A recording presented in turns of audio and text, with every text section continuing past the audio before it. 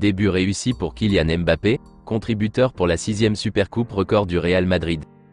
C'est au PGE Narodowy de Varsovie qu'avait lieu la 49e édition de la Supercoupe d'Europe. L'occasion pour le Real Madrid, vainqueur de la Ligue des Champions, de devenir seul recordman de victoires dans cette compétition avec un 6e sacre.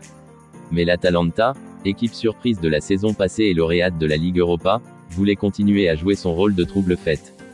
Pour sa première sous ses nouvelles couleurs, Kylian Mbappé était titulaire à la pointe de l'attaque. D'entrée, le Real confisquait le ballon, mais dès que les Italiens le récupéraient, une première prise d'intervalle de Davide Zappacosta faisait passer un frisson. Cela avait néanmoins le mérite de rééquilibrer les dégâts, mais les occasions, elles, se faisaient attendre. Au quart d'heure de jeu, Mbappé, parfaitement servi par Federico Valverde, armait une reprise contrée par Isaacien. Puis un centre de Dani Carvajal semait la panique dans la surface. L'Atalanta reculait et le Real mettait la main sur la rencontre. Le moment choisi par les bergamasques pour manquer de frapper, puisqu'après un déboulé incisif, Marten de Roon voyait son centre dévié heurter la barre. Comme souvent implacable, dans la foulée, Ederson envoyait une ogive qui passait proche du poteau. L'Atalanta avait inversé la tendance et dominait les débats. Mais le manque de rythme de leur buteur Ademola Lookman voyait les Italiens manquer l'occasion d'appuyer plus fort encore. Dominé, le Real manquait pourtant le gros coup sur une ouverture bizarre de Vinicius pour Rodrigo, qui trouvait la barre d'un Juan Musso absolument battu juste avant la pause. Et les affaires du Real ne s'arrangeaient pas au retour des vestiaires, Thibaut Courtois devant sortir rapidement une parade 4 étoiles sur une tête croisée de Mario Pasalic.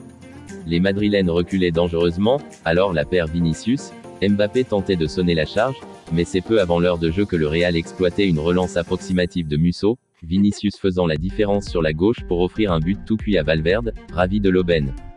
Le portier bergamasque se rattrapait dans la foulée en empêchant Vinicius de faire le bréac, avant de bénéficier d'un cafouillage sur une frappe de Jude Bellingham.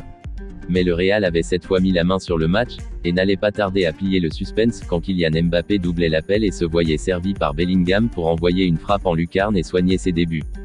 Le trou était jeté, et l'Atalanta se jetait dedans tout seul, notamment au terme d'une action marquée par un manque de réalisme confondant devant la cage d'un Courtois pourtant battu. Carlo Ancelotti pouvait alors envoyer ses seconds couteaux, offrir une ovation à Mbappé, lancer Modric, et savourer sa 5e victoire dans cette compétition. Un seul tir cadré sur 8, l'Atalanta ne pouvait pas rivaliser avec aussi peu de réalisme. Le Real Madrid s'impose 2-0 et vient soulever une 6e Supercoupe d'Europe, devenant seul recordman dans l'histoire de cette compétition. La force de l'habitude pour Los Blancos, pas impressionnant, mais efficace. Avec son but, Kylian Mbappé a signé de la meilleure manière ses débuts, et peut voir loin, comme son équipe, cette saison. Merci de nous avoir suivis sur Débrief Foot. N'oubliez pas de vous abonner, de liker, de partager la vidéo et de donner votre avis sur le sujet en commentaire. Merci et à très bientôt pour encore plus de foot.